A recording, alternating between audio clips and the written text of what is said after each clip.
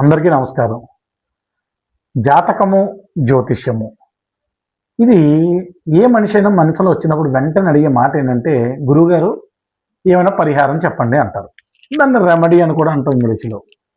అంటే జ్యోతిష్యము, జాతకములో ప్రతి ఒక్కరు కోరుకునేది ఏంటంటే ఏదో ఒక రెమెడీ, ఒక పరిహారము. ఈ పరిహారం చేయడం ద్వారా, రెమెడీ చేయడం ద్వారా తనకున్నటువంటి సమస్యలు తొలగాలి అనేట్టు ప్రతి ఒక్కరు కోరుతారు.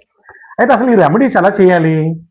అందరి దృష్టిలో రెమెడీస్ అంటే ఏంటంటే ఏదో గుళ్ళో పంతులు గారికి మనం ఎంతో కొంత డబ్బులు ఇస్తే ఆయన ఒక జపం చేస్తాడు. ఆ జపం చేసిన తర్వాత మనకు ఆ దోషం పోతుంది.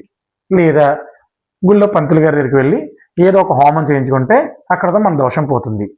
ఇదే అందరి దృష్టిలో కూడా పరిహారము అంటే రెమెడీ అంటే జపం లేదా హోమం. అది కూడా మనం చెయ్యం, మనం డబ్బులు ఇచ్చేస్తాం, పంతులు గారు గుళ్ళో చేస్తారు. అలా చేస్తే మన దోషం పోయింది అనుకుంటారు. అది రెమెడీ పరిహారం అవదు. అసలు పరిహారము అంటే ఏంటి? ఏదైతే ఈరోజు ఈ క్షణంలో నువ్వు అనుభవిస్తున్నటువంటి కర్మ ఏదైతే ఉందో అదే నీ జాతక చక్రంలో దశ అంతర్దశలుగా కనబడుతుంది. మనం ఏది అనుభవిస్తున్నామో అది సంతోషము కానీ దుఃఖము కానీ ఇదంతా కూడా గత జన్మలో నువ్వు చేసుకున్నటువంటి పాప పుణ్యాల యొక్క లెక్క వలన వచ్చింది. కాబట్టి ఈ రోజున నువ్వు చేసినటువంటి పాపము ఏదైతే ఉందో, ఏదైతే దుష్కర్మలు ఉన్నాయో ఆ దుష్కర్మల యొక్క ఫలితం ఈ రోజు నువ్వు బాధను అనుభవిస్తున్నావు. దీనికి పరిహారం ఏంటి? భగవంతుని పట్టుకోవడం.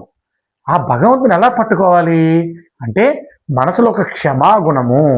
అంటే ఈ రోజున నీకు శని భగవానుడు అనేటువంటి వారు నీకు ఒక దోషాన్ని ఇస్తున్నారు ఆ యొక్క దశ అంతర్దశల వలన. అప్పుడు నువ్వు ఏం చేయాలి?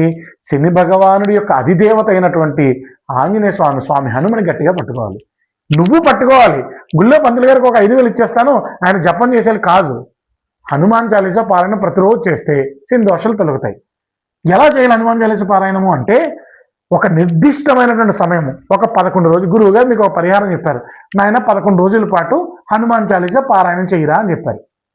11 రోజుల పాటు హనుమాన్ చాలీసా పారాయణం చేయడం అంటే 11 రోజుల పాటు ఒకే నిర్దిష్టమైన సమయంలో శ్రద్ధ పెట్టి నేను భగవాను వేడుకుంటున్న స్వామి, నేను గత జన్మలో చేసుకున్నటువంటి పాపకర్మల చేత నేను ఈ కష్టాన్ని అనుభవిస్తున్నాను, ఈ కష్టం తొలగడానికి నీ పాదాలు నేను పట్టుకుంటున్నానని స్వామి హనుమ పాదాలని హనుమాన్ చాలీస్ అని 11 రోజుల పాటు నిర్దిష్టమైన సమయం అంటే ఈరోజు 6 గంటలకు మొదలు పెడితే 11 రోజులు కూడా 6 గంటలకే చేయడంలో నీ శ్రద్ధ కనబడుతుంది.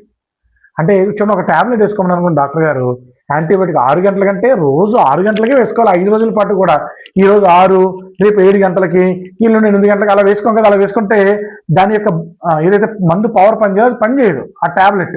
అలాగే నీకు ఒక పరిహారం హనుమాన్ చాలీసా చదవమని ఒక నిర్దిష్ట సమయం అంటే అదే నిర్దిష్ట సమయానికి అదే సమయంలో చేస్తే అప్పుడు పని అవుతుంది. అది కాకుండా రెమెడీ అనేది, పరిహారం అనేది నీకు నువ్వు శ్రద్ధతోటి క్షమాభావంతో భగవంతుడి పాదాలు పట్టుకున్నాను అనేటువంటి భావంతో చేస్తే అప్పుడు ఆ పరిహారాలు పనిచేస్తాయి.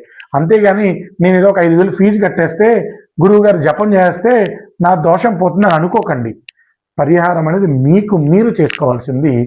మీకు మీరు పరిహారం చేసుకొని ఆ పరిహారం నుంచి ఏదైతే గ్రహం మిమ్మల్ని బాధ పెడుతుందో, అంటే గ్రహం యొక్క ఫలితాలు మిమ్మల్ని బాధ పెడుతున్నాయో వాటి నుంచి ఉపశమనం పొందే ప్రయత్నం చేయాలి.